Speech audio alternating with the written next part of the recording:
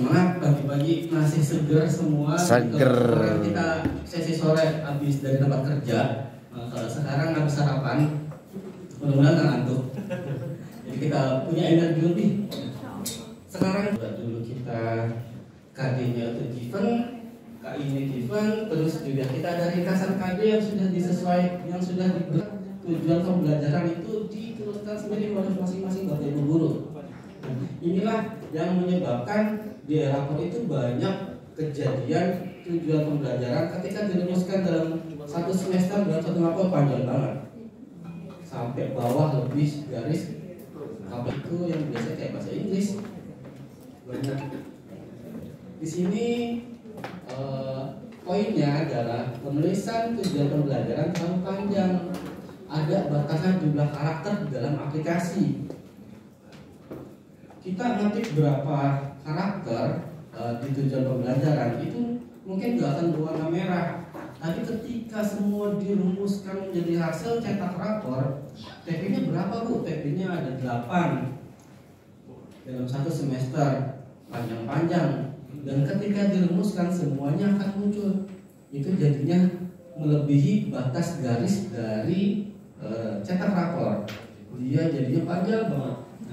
Di sini untuk klarifikasi dari responsif ini adalah kita harus sesuaikan dan kita singkat tujuan pembelajaran dalam tetap memperhatikan esensi dari tujuan pembelajaran tersebut.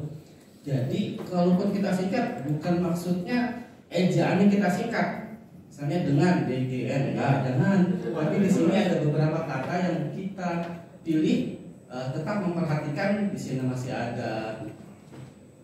ada kompetensi yang diajarkan dan juga lingkup materi terkait dengan tujuan pembelajaran tersebut.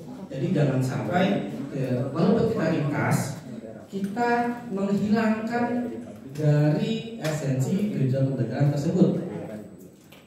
Perbedaannya di sini adalah kompetensi itu kemampuan peserta didiknya dari proses pembelajaran. Kalau lingkup materinya itu adalah kontennya apa yang diukur. Kalau kompetensinya itu adalah konteksnya apa. Di sini jadinya dulu itu kami sempat berbeda pendapat terkait dengan tujuan pembelajaran ataupun lingkup materi yang akan kami tuliskan sebagai judul untuk mengisi nilai.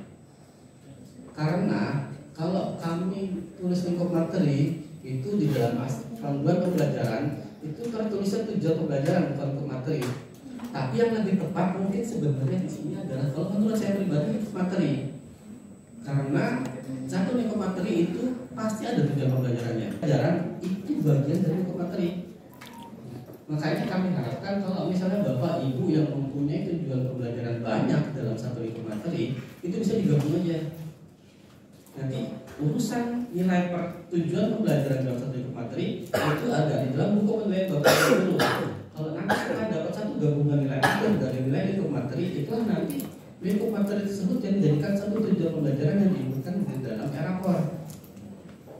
Penulisan ini bisa dibuat lebih singkat apabila dalam satu semester ada banyak tujuan pembelajaran. Jika banyak ya, kalau misalnya tidak banyak ya bolehlah. Kalau misalnya cuma 4.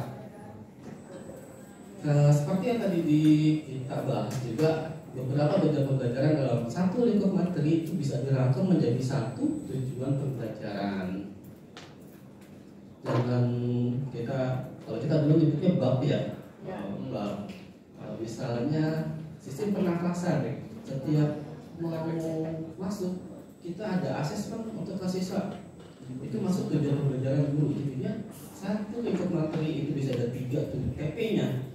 Bukan berarti kita harus menginputkan 3 TP untuk satu lingkup materi, tapi kita bisa meringkas menjadi satu tujuan pembelajaran untuk satu lingkup materi tersebut, dan nilai dari 3 asesmen tersebut bisa Bapak Ibu dengan kaidah penghitungan dibebaskan ke masing Bapak Ibu dulu, boleh dengan mengambil yang tertinggi, boleh mengambil rata-rata. Masing-masing TP yang dituliskan wajib ada dasar nilai sumatif lingkup materi. Pasti ya ini ya, kalau misalnya dasarnya juga dibingungkan juga. Checklist tujuan pembelajaran dan capaian kompetensi siswa merujuk pada data hasil sumatif lingkup materi yang dibuat guru. Kalau dulu kita itu masih ada sistem KKM. Kalau misalnya di bawah KKM, otomatis nilai anak tersebut belum tercapai. Tapi kalau sekarang kita itu mungkin berbeda istilah dengan kriteria pencapaian tujuan pembelajaran. Tapi mungkin lebih diarahkan untuk Bapak Ibu guru membuat untuk penilaian sebenarnya. Seperti ini kalau misalnya kita percontohannya, ini diambil dari lampiran PPA untuk yang kurikulum merdeka. Nilai ini contohnya ini lamanya juga nama diambil dari PPA. Dari sumatif 1, sumatif 2, sumatif 3, dan sumatif 4, lingkup materinya cuaca di sekitarku, nama-nama hari dan bulan, konsep waktu, membedakan siang malam. Nah, dari 4 sumatif tersebut, deskripsinya ini nanti akan menunjukkan mana sumatif yang sudah tercapai, mana sumatif yang belum tercapai dari siswa tersebut. Di sini dituliskan yang pertama adalah menunjukkan penguasaan yang baik dalam memprediksi kondisi cuaca. Nah, manakah yang kurang? Yang kurang adalah pendampingan dalam melihat konsep waktu di sini yang 60. Bagaimana cara kita menuangkan ini ke dalam rapor nanti kalau bisa ada buku nilai. Oh juga yang harus kita pahami, deskripsi di sini walaupun berapapun nilai sumatif akhir semester anak itu tidak akan ada pengaruhnya ke dalam deskripsi ya Bapak Ibu ya. Jadinya anak ini nilai akhirnya 85 karena nilai sumatif akhirnya 100, tapi deskripsinya kok masih ada yang butuh penguatan karena dia masih ada nilai lingkup materi yang masih kurang. Itulah nanti kalau misalnya ada yang bertanya, kok nilai anak saya 85, 88, 90 kok masih ada yang butuh pendampingan? Karena itu adalah gabungan, kalau nilai akhirnya ini gabungan dari lingkup materi dan juga sumatif akhir semester. Kan ada pertanyaan lagi, Pak, PTS di mana nanti? Masuk ke ranah kita akan observasi kayak gimana.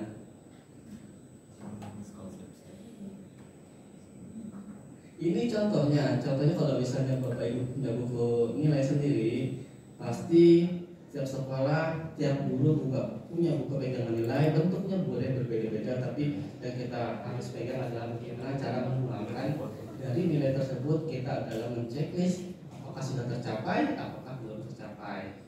Kalau kita balik lagi ke tadi, ada 5 lingkup materi. Misalnya pertama atas nama Amar Safin. Nah, di sini komponen nilainya ada 86, 70, ada 69, 83, 81. Nah, nilai akhir dari sumatif, nilai akhir dari lingkup materi tersebut adalah 78 setelah dirata-rata. Ketika ulangan akhir, sumatif akhir semester dapatkan 72, nilai rapornya 75. Ini nanti nilai 75 yang masuk ke dalam nilai di sini, bukan nilai yang sumatif rata-rata ataupun yang akhir semester. Tapi untuk penceklisnya nanti kan kalau Bapak Ibu menuliskan tujuan pembelajaran, dia akan keluar nih apakah sudah tercapai, apakah belum tercapai dan butuh peningkatan. Cara menceklisnya, ketika nilai dari tujuan pembelajaran pertama dapat angkanya, dapat nilainya, ini nggak harus serta-merta berdasarkan angka ya, boleh Bapak Ibu menggunakan rubrik. Kalau misalnya tujuan pembelajaran pertama sudah tercapai, maka di checklist yang sebelah kiri yang tujuan pembelajaran pertama sudah tercapai. Yang kedua, yang ketiga belum tercapai, maka yang kedua dan yang ketiga di checklist yang butuh peningkatan. Begitulah caranya nanti, jangan semuanya dipilih yang sebelah kiri semua. Itu nanti kalau misalnya benar ya alhamdulillah karena anaknya sudah tercapai semuanya. Tapi ada beberapa biar cepat sebelah kiri semua. Jadi ini yang harus saling aja di bagian observasi ya, terkait dengan anggota penyusunan proyek pembuatan profil keterkaitan dan untuk yang karena kita hampir semuanya di sini sudah terdaftar di kurikulum merdeka baik yang 3 tahun, 4 tahun angkatan SP angkatan 1 ataupun 2 tahun. Untuk P5 ini Bapak Ibu bagaimana sih mengumpulkan dan mengolah data dalam hasil cara menyajikannya gimana, catatannya gimana. Nah, aplikasi rapor itu sudah dikembangkan dan juga sudah tidak didesain untuk memudahkan Bapak Ibu guru khususnya koordinator P5 dalam menilai dan memberikan deskripsi pada masing-masing anak. Kalau jujur pertama ketika ini keluar rapor P5, saya juga bingung karena belum ada rapor untuk KM saat itu. Bagaimana saya merumuskan deskripsi rapor profil pelajar Pancasila dengan cara matriks?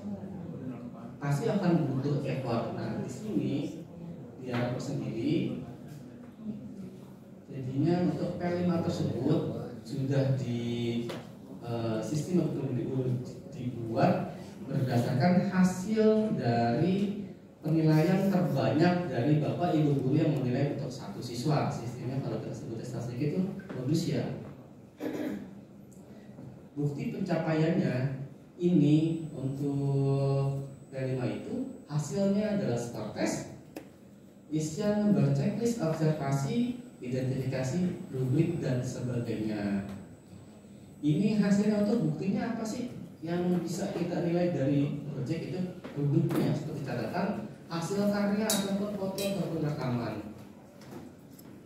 Penulisan deskripsi proyek yang miskonsepsi yang terjadi adalah deskripsinya itu singkat banget.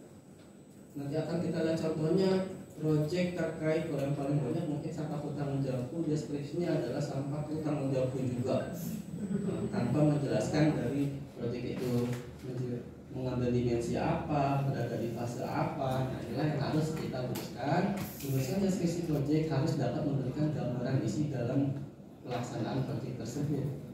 Apa aja sih yang harus ada di dalam deskripsi proyek itu? Itu level penentukan proyek, latar belakang proyek tersebut itu apa sih? Ketika Bapak Ibu koordinator mengambil judul proyek, tujuannya apa, dimensi yang diambil apa, dan alur pelaksanaan itu seperti apa. Contohnya gimana? Di sini ada dua, sini ada contoh yang disilang, sini yang checklist. Untuk yang pertama bentuk bermain permainan tradisional. Deskripsinya ditulisnya singkat banget. Project 2 bermain permainan tradisional. Kalau aplikasi membaca ini bisa aja karena dia nggak ada sistem menseleksi harus ada komponen-komponen tersebut. Tapi nanti ketika tercetak nanti akan secara aturan lah yang ini belum tepat, bukan secara sistem. Yang benar itu seperti apa? Di sini ada deskripsinya, ada latar belakangnya, ada tujuannya. Di sini ada pasien diukur. Dan di sini juga ada cara ataupun alurnya. Nah, ada beberapa juga yang kemarin ada miskonsepsi di dalam mengisi proyek ini. Nomor proyek ini harus diisi angka. Jadi nomor proyek itu tidak boleh diisi 2 D, U, A ataupun ada huruf. Karena kalau diisi huruf dia nggak akan bisa disimpan nanti, nggak akan keluar juga. Nih, contohnya apa sih? Contoh hasil deskripsi proyek di rapor seperti ini. Nama proyeknya versi angka 1, nama proyeknya itu apa, deskripsinya itu apa, nanti materinya nggak akan kami berikan dengan deskripsi proyek di rapor. Untuk materi miskonsepsi sebenarnya nggak banyak karena di lapangan sendiri Bapak Ibu pasti lebih paham. Ini yang sering terjadi aja terkait tadi dengan tulisan PP yang dampaknya tuh hampir semua mapel karena lembar cetaknya itu ada yang ada 4 lembar, ada anak yang 5 lembar, berbeda-beda. Nah itulah yang menyebabkan sekolah juga, oh ini ada yang lebih garis, ini ada yang lebih garis. Kenapa sih satu anak ada deskripsinya lebih panjang dari yang lain? Karena tercapaiannya berbeda. Lalu untuk materi miskonsepsi sekian, nanti kami akan masuk ke dalam bagaimana tentang observasi. Sebelum itu kami akan jelaskan tata caranya. Sekian, terima kasih. Assalamualaikum warahmatullahi wabarakatuh. Waalaikumsalam warahmatullahi wabarakatuh. Demikian. Kita sudah Pak. Baru saya nungguin di Jumat yang lama, cepet banget. Berikutnya adalah apa ya?